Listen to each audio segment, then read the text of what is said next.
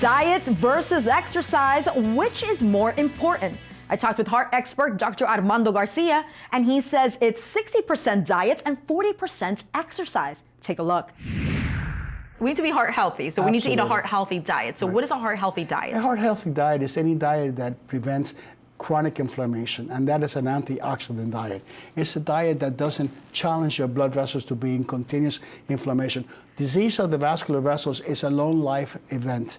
It's a long life journey that causes a secondary inflammation. That's why things that causes inflammation, such as arthritis, are a proponent for developing diseases of the blood vessels. So a heart-healthy diet is a diet that focuses on vegetables, that focuses on lean meats. Not that red meat is bad, but avoidance of the things that are in excess that cause the... In moderation. In moderation, right. you know. I tell my patients, if you're within 10% of your body weight, you know, eating red meat perhaps once a week, as long as your numbers are within range, it's nothing wrong with it. Problem is the sour cream that you put in your potato, you know, the other accrements that you put in your diet, that's what is bad. And also the amount of carbohydrates that you take, you consume your desserts, the continuous need to snack. And the way people snack is to medicate themselves for their anxiety. Right. So when they're eating continuously, they're auto-medicating themselves. You're sitting on the couch medicating with a bag of chips. Exactly, exactly. Okay, so we have a graphic of foods to limit, some of which Dr. Garcia has already mentioned. So would you agree that we need to limit all of these? Absolutely. You know, sodium intake is, you know, when you looked at the earlier populations of Indians, you know, the earlier civilization did not have high blood pressure. They didn't have as much salt as we have. Most of the processed food have tremendous amount of salt, and you have no idea. Most of the ingredients that are used to increase the flavor also contain salt. Right. You know, the sweets, the excess of sweets, leads to an increased insulin secretion. The insulin secretion is the greatest enemy to the growth factor, you know, that you need to develop integrity of the vascular blood vessels. And if you go to choosemyplate.gov, you'll find the USDA has recommended guideline for how your plate should look. And this is a helpful tool for helping people have a healthy diet. I love when our Baptist nutritionists come on and they bring the plate. This is a really clear understanding of how our plate should look. It's a clear understanding, but the major thing is that when you change your lifestyle, when you're telling people to eat healthy, you cannot take away their food. You have to show them, you have to educate them on how to eat. Yes. So for example, you need to have an intake of protein which is decent. You need 1 gram of protein per pound of body weight. And you need to take most of your complex carbohydrates before 4 o'clock.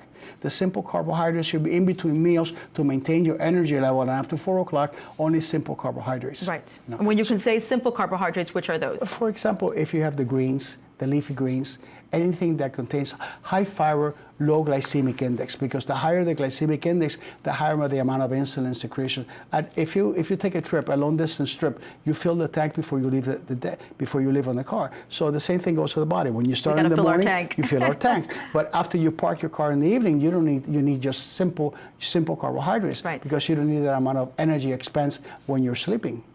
Now, we hear a lot about the Mediterranean diet. So what exactly is the Mediterranean diet? The Mediterranean diet is basically a diet that focuses on antioxidant agents, olive oil, non-saturated fatty acids, to be able to maintain a low level of fats.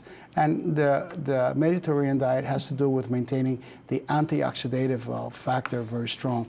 It works, you know, maintains the fat intake, right, lower cheeses, increase in nuts, increase in olive oil, white meats, fish, particularly fish is very good, the polyunsaturated fish oils. I think my heart health would improve if I can have the Mediterranean diet on the Mediterranean. What do you think? I would love to have that. Right? Too. Let's go have our Mediterranean diet on a nice yacht, I think. So fish is a great source of omega-3, which lowers cholesterol and supports heart health, as Dr. Garcia was just explaining. So check out this recipe video from Baptist Health South Florida that teaches you an easy way to prepare salmon.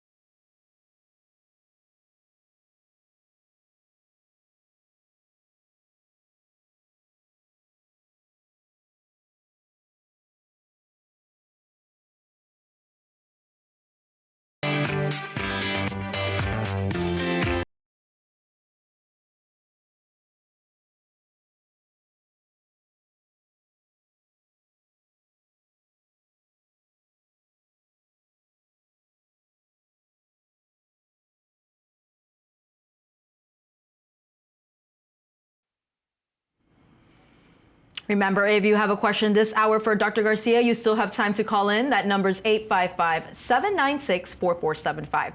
So, doctor, can you explain the difference between healthy and unhealthy fats? Because obviously salmon is a healthy fat. Right. If you have a saturated fat, these are the fats that create problems. The unsaturated fats are the fats that are healthy for you, and that have to do with the fish components, fish oils.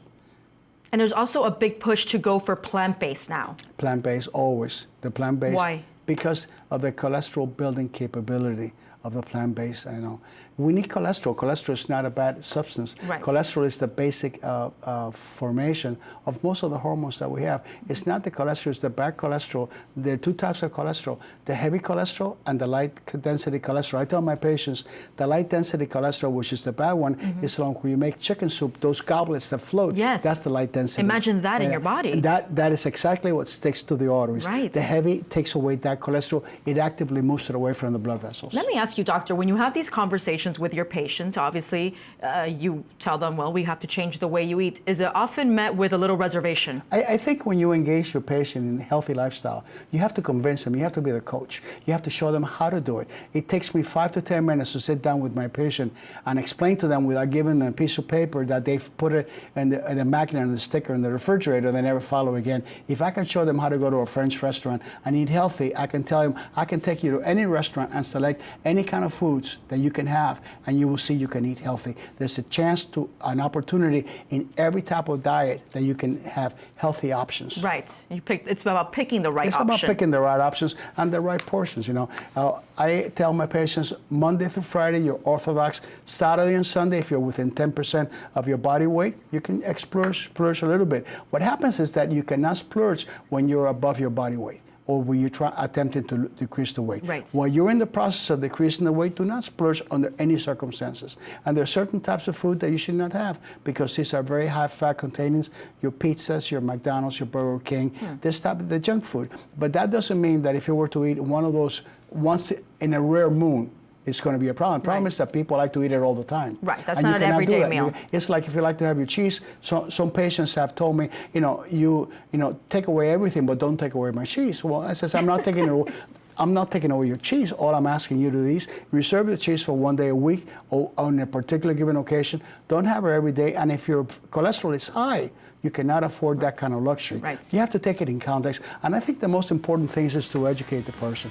Absolutely. If the person is educated, you engage with them and you empower them to do the right thing.